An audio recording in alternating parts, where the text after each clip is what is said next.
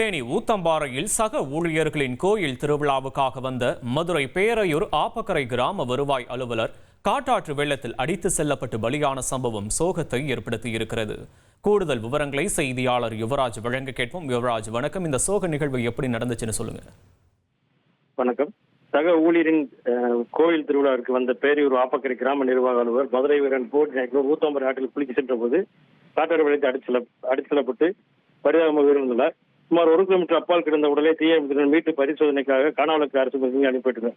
மதுரை மாவட்டம் பேரையூர் அருகே உள்ள அப்பிப்பட்டி கிராம வருவாய் ஆய்வாளராக பணியாற்றி வருவர் பாலமுருகன். இவர் தேனி மாவட்டம் போடிநாயக்கனூர் மீனாட்சிபுரம் கிராமத்தை சேர்ந்தவர். இவர் தனது கிராம கோயிலான செல்லாயம்மன் கோயிலுக்கு திருவிழாவிற்கு தனது பேரையூர் ஆப்பக்கரை கிராம நிர்வாகர் மதுரை வீரன் மற்றும் பேரையூர் பகுதியை சேர்ந்த கிராம நிர்வாகர்கள் சக்தியின் சர்க்கரை முத்துக்கால் ஆகியோர் அழைத்து வந்துள்ளனர். நேற்று முன்றும் திருவிழா முடிவிட்ட நிலையில் பாலமுருகன் கிராம நிர்வாக அலுவலரை அழைத்துக் கொண்டு போடி அருகே உள்ள ஊத்தம்பாறை ஆற்றுக்கு குளிப்பதற்காக அழைத்து சென்றுள்ளார். நேற்று மாலை 4 மணி அளவில் மேற்குத்தொடர்ச்சி மலையில் பெய்த கனமழை காரணமாக ஊத்தம்பாறை ஆற்றில் திடீர் வெள்ளப்பெருக்கு ஏற்பட்டு எதிர்பாராமல் இந்த காட்டாற்று வெள்ளத்தில் கிராம நிர்வாகத்தினர் அலுவலர் மதுரை வீரன் அடித்து செல்லப்பட்டார். விவரங்களுக்கு நன்றி யுவராஜா.